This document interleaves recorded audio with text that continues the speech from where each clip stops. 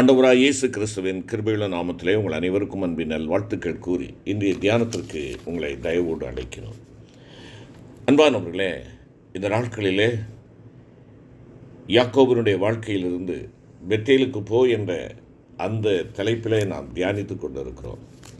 பெத்தேலுக்கு 10 ஆண்டுகளுக்கு முன்பாக செல்ல வேண்டியவன் அவனுடைய பிரயாணத்தை தாமதப்படுத்துகிறான், வழி மாறி போகிறான். தேவையில்லாத வருத்தங்களும் பாடுகளும் கொடூரமான ஒருவேளை பலவிதமான இம்சைகளும் அவனுடைய குடும்பத்திலே காணப்படுகிறது. மகள் கற்பழிக்கப்படுகிறாள், பிள்ளைகள் கொலைகாரர்களாகிறார்கள். அவனுடைய சாட்சி கெட்ட ஒரு அனுபவத்தை அவன் அறிக்கையிடுகிறான். இப்படிப்பட்ட வேளையில் மறுபடியும் ஆண்டவர் அவனுக்கு நீ பெத்தேலுக்கு போ என்று சொன்ன உடனே அவன் அதற்கென்று புறப்படுகிறான். சீகேமை விட்டு பெத்தேலுக்கு நேராக செல்லுகிறான். நாம் இருக்க வேண்டிய இடம் பெத்தேல், சீகேம் அல்ல என்பதை நாம் உணர்ந்து கொள்ள வேண்டும். அங்கு செல்வதற்கு அந்நிய தெய்வங்களை விலக்கி போட்டான் என்று சொல்லி பார்க்கிறோம். அந்நிய தெய்வங்கள், தேவன் இல்லாத எந்த ஒரு காரியமும் என்னுடைய வாழ்க்கையிலே முதலிடத்தை பிடித்து கொள்ளும் என்றால் அது அந்நிய காரியம். அவைகளை நான் விலக்க வேண்டும். அது எதுவாகவும் இருக்கலாம். ஒருவேளை என்னுடைய உல்லாச பிரியமாக இருக்கலாம், உலக சிந்தைகளாக இருக்கலாம், என்னுடைய குலப்பெருமை கோத்திர பெருமைகளாக இருக்கலாம். நீங்கள் தீமையென்று எண்ணாதது கர்த்தருடைய நாம மகிமைக்கு விரோதமானது என்பதை உணராதவர்களாக நாம் காணப்படுகிறோம். ஆனால் ஆண்டவர் எல்லாவற்றையும் அழித்துவிடு என்று சவுலிடத்திலே சொன்னார். ஒன்றையும் விட்டுவிடாதே என்று சொல்லுகிறார். ஆனால் அவனோ சிறப்பானவைகளை வைத்துவிட்டு முஞ்சானாய் இருக்கிறவைகளை, தேவையில்லாதவைகளை அவன் அழிக்கிறான். விளைவு, எந்த அமலேக்கியனை விட்டு வைத்தானோ அதே அமலேக்கியனாலே அவன் வெட்டி கொல்லப்படுகிறான் என்பதுதான் அவனுடைய வாழ்வின் நிறைவாக அங்கே காணப்படுகிறோம். அழித்துவிடும், எல்லாவற்றையும் அழித்துவிடும். நாம் அழிக்கவில்லை என்றால் அவைகள் நம்மை அழித்துவிடும். ஆம், ஒருவேளை உன்னுடைய வாழ்க்கையிலே சீட்டாட்டம், வீண் பேச்சு, வேடிக்கை பார்ப்பது, வரவுக்கு மீறின செலவு செய்வது, ஆடம்பரமாக திருமண வாழ்க்கையை திருமண காரியங்களை நடத்தி தேவையில்லாமல் செலவு செய்வது, அந்த பண்டம் பதார்த்தங்களை அப்படியே வேஸ்டில் இல்லைனால் கழிவு தொட்டிகளிலே போடுவது. அருமையான கர்த்தருடைய பிள்ளைகளே, இவைகளெல்லாம் என் ஆண்டவர் விரும்பாத ஒரு காரியங்கள். என் தேவன் எதையும் அவர் வீணாக்க விரும்புவது கிடையாது. ஆகையினாலே இங்கே அவன் சொல்லுகிறான், அந்நிய தெய்வங்களை விலக்குங்கள் என்று சொல்லி அந்நிய தெய்வங்களை விலக்குகிறார்கள். தொடர்ந்து நாம் 35ஆம் அதிகாரம் ஆதியாகமம் 2வது வசனத்தை பார்க்கின்ற பொழுது, யாக்கோபு தன் வீட்டாரையும் தன்னோடே கூட இருந்த மற்றவர் அனைவரையும் நோக்கி, உங்களிடத்தில் இருக்கிற அந்நிய தெய்வங்களை விலக்கி போட்டு உங்களை சுத்தம் பண்ணி கொண்டு உங்கள் வஸ்திரங்களை மாற்றுங்கள். உங்களை சுத்தம் பண்ணி கொள்ளுங்கள். அந்நிய தெய்வத்தை நீங்கள் விலக்குங்கள், உங்களை சுத்தம் பண்ணி கொள்ளுங்கள். Be clean. அருமையான கர்த்தருடைய பிள்ளைகளே, பரிசுத்தம் இல்லாமல் ஒருவரும் தேவனை தரிசிக்க முடியாது. அழைக்கப்பட்டிருக்கிற ஒவ்வொரு கிறிஸ்தவ பிள்ளையினுடைய பிரதான நோக்கம் எது? நான் என் தேவனை தரிசிக்க வேண்டும் என்பதுதான். என் தேவனை தரிசிப்பதற்காகத்தான் என் ஆண்டவர் இந்த உலகத்திலே என்னை வழிநடத்தி கொண்டிருக்கிறார். இந்த உலகத்தோடு என்னுடைய வாழ்க்கை நிறைவு பெற்று விடவில்லை. என்னுடைய கல்லறைக்கு அப்புறமாக என்னுடைய வாழ்க்கை தொடருகிறது. அங்கே நித்தியமான அந்த இடத்திலே என் ஆண்டவரை தரிசிப்பதற்கு நான் இந்த உலகத்தில் ஜீவிக்கிற பரியந்தம் நான் பரிசுத்தவானாக என்னை காத்து கொள்ளுகிறேனா? பரிசுத்தம் என் வாழ்வின் அலங்காரமாக இருக்கிறதா? தேவன் பரிசுத்தராக இருக்கிறார். உங்களை அழைத்தவர் பரிசுத்தர், உங்களை தெரிந்து கொண்டவர் பரிசுத்தர், உங்களை சுத்தமாக்கினது பரிசுத்தருடைய விலையேற பெற்ற இரத்தம். அந்த பஸ்கா ஆட்டுக்குட்டியாகிய ஆண்டவராய் இயேசு கிறிஸ்துவின் இரத்தம் உங்களை கழுவி சுத்திகரித்தது. இந்த அனுபவம் உங்களுக்கு இருக்கிறதா? ஒருவேளை நான் சுத்திகரிக்கப்பட்டவனாக இருந்தேன், இப்பொழுது மறுபடியுமாய் விட்டு வந்த பாவத்திற்கு நான் திரும்ப சென்று விட்டேன் என்றால் இந்த நாட்களிலே ஆண்டவரிடமாய் திரும்புவோம். அருமையான கர்த்தருடைய பிள்ளைகளே, அவர் பரிசுத்தர், நாமும் பரிசுத்தராக இருக்க வேண்டும். அநேகருடைய வாழ்வில் உள்ள மிஸ்ஸிங் டைமென்ஷன் இதுதான், பரிசுத்தம் இல்லை. பரிசுத்தத்தை நான் போதிக்கிறேன், ஆனால் என் வாழ்விலே அந்த பரிசுத்தம் உண்டா? பரிசுத்தமாக இருக்க வேண்டும் என்று சொல்லி வலியுறுத்துகிறவர்கள் பரிசுத்தத்திலே வாழ்ந்து கொண்டு அதை வலியுறுத்துகிறார்களா?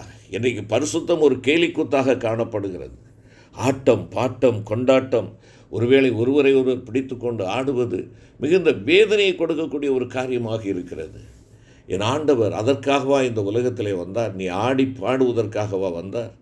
உன் வாழ்க்கையே ஆண்டவருக்கு ஒரு பாடலாக, ஆண்டவர் பிரியப்படுகிற ஒரு பரிசுத்தமான வாழ்க்கையாக இருக்க வேண்டும். அதைத்தான் ரோமருக்கு எழுதுகின்ற பொழுது பவுலடிகளார் சொல்லுகிறார், நீங்கள் ஜீவ பலியாக ஒப்புக்கொடுங்கள், உங்கள் சரீரங்களை ஜீவ பலியாக ஒப்புக்கொடுங்கள். ஒப்புக்கொடுங்கள் என்று சொல்லிவிட்டு அடுத்த வசனத்தில் சொல்கிறார், இந்த உலகத்திற்குரிய அல்லது இந்த பிரபஞ்சத்திற்குரிய வேஷம் தரிக்காதீர்கள். ஒப்பு கொடுத்து விட்டு பழையபடி வந்து வேஷம் தரிக்கிறவர்களாக நாம் இருப்போம் என்றால் வேதனையை சுமக்கிறவர்களாக காணப்படுவோம். பிரியரே, நீங்களும் நானும் பரிசுத்தத்தை காத்துக்கொள்ள வேண்டும். பரிசுத்தம் பண்ணுங்கள். பரிசுத்தம் இல்லாமல் ஆண்டவரை தரிசிக்க முடியாதே. பரிசுத்தம் இல்லாமல் தேவனை தரிசிப்பது எப்படி? உங்களுடைய அவயவங்களை கர்த்தருக்கு உகந்ததாக ஒப்பு கொடுக்க வேண்டும் என்பதாக பவுலடிகளார் சொல்லுகிறார். ரோமருக்கு எழுதின நிருபம் 6ஆம் அதிகாரம் 13வது வசனத்தை நாம் பார்ப்போம் என்றால், ரோமர் 6ஆம் அதிகாரம் 13ஆம் வசனம்,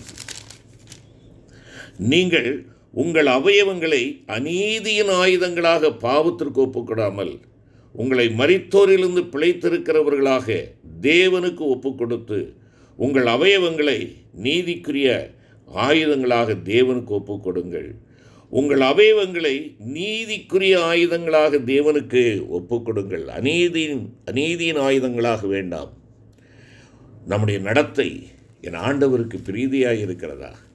பேதுரு அப்போஸ்தலன் குறிப்பிடுகின்ற பொழுது 1 பேதுரு 1ஆம் அதிகாரம் 15வது வசனத்தில், உங்களை அழைத்தவர் பரிசுத்தராய் இருக்கிறது போல நீங்களும் உங்கள் நடக்கைகள் எல்லாவற்றிலேயும் பரிசுத்தராய் இருங்கள்.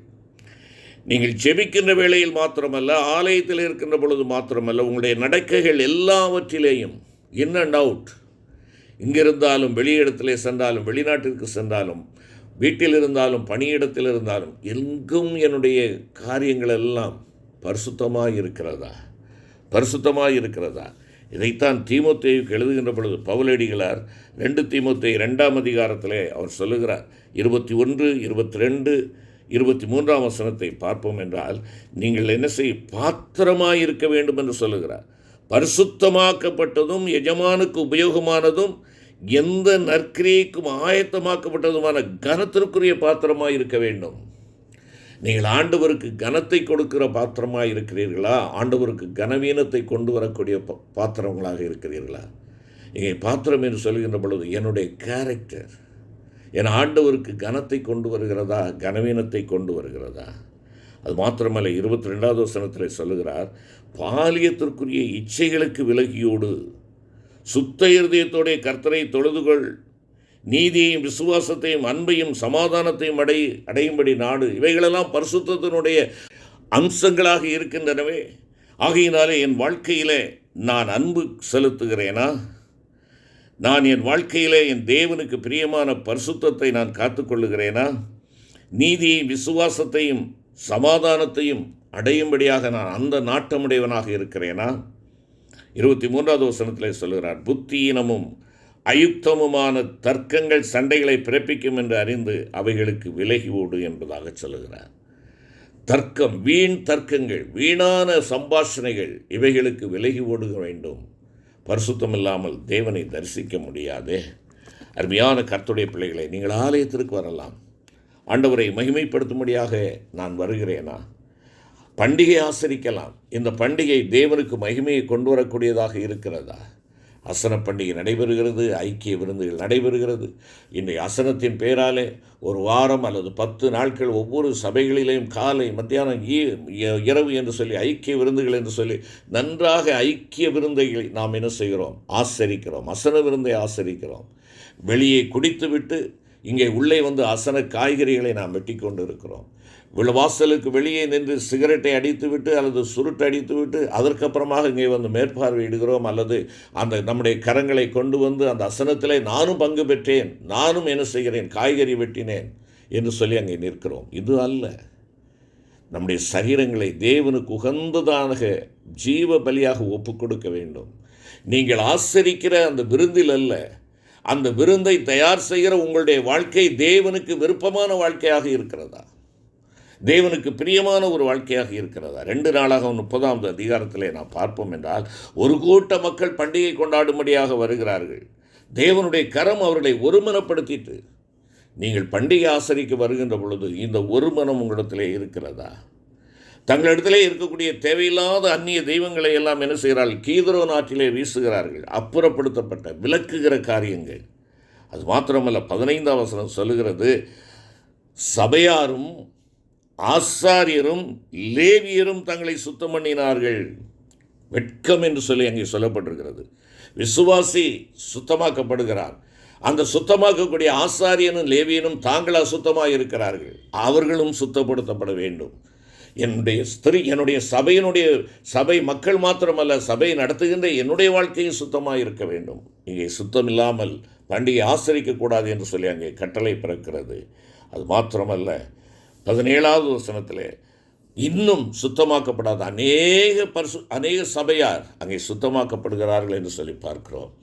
வெளிப்படுத்துகிற விசேஷம் 7ஆம் அதிகாரம் 13-14 வசனத்தில் ஆண்டவருடைய இரத்தத்தினாலே கழுவி சுத்தமாக்கப்பட்டவர்கள் மாத்திரமே பரலோக பாக்கியத்தை பெற்றுக்கொள்ள முடியும் என்று அல்லவா சொல்லுகிறது.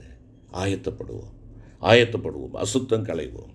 கிருபை நிறைந்த ஆண்டவரே, நாங்கள் பெத்தேலுக்கு செல்வதற்கு முன்பாக ஆண்டவரே எங்களை சுத்தம் பண்ணிக்கொள்ள பஸ்கா ஆடாகிய உம்முடைய அந்த இரத்தத்தினாலே கழுவி சுத்திகரிக்கப்பட எங்களை அர்ப்பணிக்கிறோம். அப்பா, கழுவும் சுத்திகரியும். உம்முடைய பரிசுத்தத்தை அணிந்தவர்களாக பரிசுத்த தேவனை தரிசிக்க கிருபை தாரும். ஆண்டவர் இயேசு கிறிஸ்து மூலம் வேண்டிக் கொள்கிறோம் நல்ல பிதாவே, ஆமேன்.